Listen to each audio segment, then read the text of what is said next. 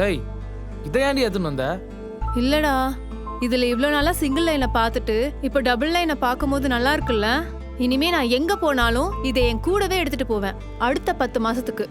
அப்போ அதுக்கப்புறம் அதுக்கப்புறம் தான் என் கூட கூட்டிட்டு போறதுக்கு குட்டி அருண் இருப்பான்ல. ஒருவேளை குட்டி தீபிகா இருந்தா என்ன பண்றது? ஆஹாஹா, எனக்கு வந்துட்டு மினி வெர்ஷன் அருண் தான் வேணும். எனக்கு குட்டி தீபிகா தான் வேணும். எனக்கு ரொம்ப சந்தோஷமா இருக்கு அருண்.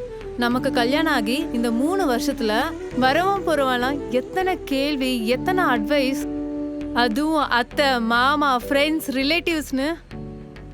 இனிமே நம்ம யாருக்கும் பதில் சொல்ல வேண்டிய அவசியம் இல்லைல்ல.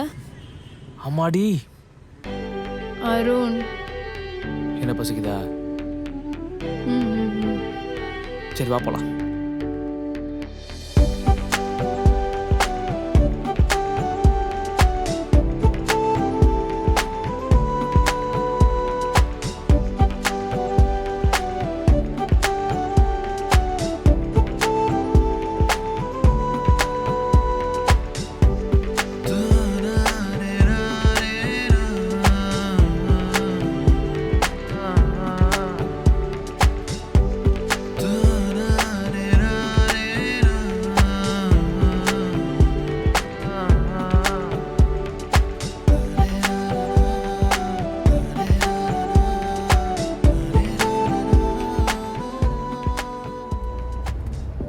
அருண், எப்பவுமே ஹாஸ்பிட்டல் கோவில்னு சுத்திட்டு இப்போ சும்மா நம்ம வெளியில வந்ததே ஏதோ ஹனிமூன் வந்த மாதிரி இருக்குல்ல.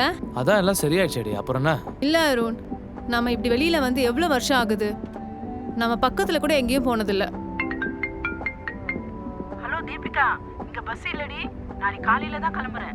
மாப்பிள்ளை கிட்ட சொல்லணும். யாரு? அவர் இருக்கிறாரா? மா, அப்ப நீ காலையில தான் பஸ் ஏறுவியா? அப்ப நீ வரவே சாயந்தரம் ஆயிடுமே. ஆமாண்டி, நாளைக்கு சாயங்காலம் தான் வருவேன். பக்கத்துல மாப்பிள்ளை இருக்கிறாரா இல்லையா? ஆமாம்மா, அவன் இங்க தான் இருக்கான். அப்போ போனை கொடு. அம்மா, அவன் டிரைவிங்ல இருக்கான். என்னடி மாப்பிள்ளை போய் மரியாதை இல்லாத அவன் இவனு? அம்மா, அவன் என் புருஷன். நான் தான் அவனை அப்படி கூப்பிட முடியும். நாங்க லவ் பண்ண டைம்ல இருந்தே நான் அப்படிதான் கூப்பிட்டு இருக்கேன். அப்ப மட்டும் இல்ல, நான் இப்பவும் அப்படிதான் கூப்பிடுவேன். சொன்னா மாறுவா போறீங்க. சரி கொடு. மா, அவனால பேச முடியாது. போனை கொடு. ஏய், கம்னிரா. இந்த போனை ஏய், கொடு. ஒழுங்கா வண்டி ஓட்டு. அதெல்லாம் நான் மா, ஓட்டி நான் பண்ணி அப்புறம் போனை பேச கொடு. சொல்றேம்மா. ஏய், ஏய், அப்புறம் அத்தைகிட்ட பேசிக்கலாம். பேசினா இப்போ கம்முனு இரு. என்னடி? ஏய், முதல்ல குடு. வேண்டாம். ஏய், சும்மா இரு. ஏய். தீபிகா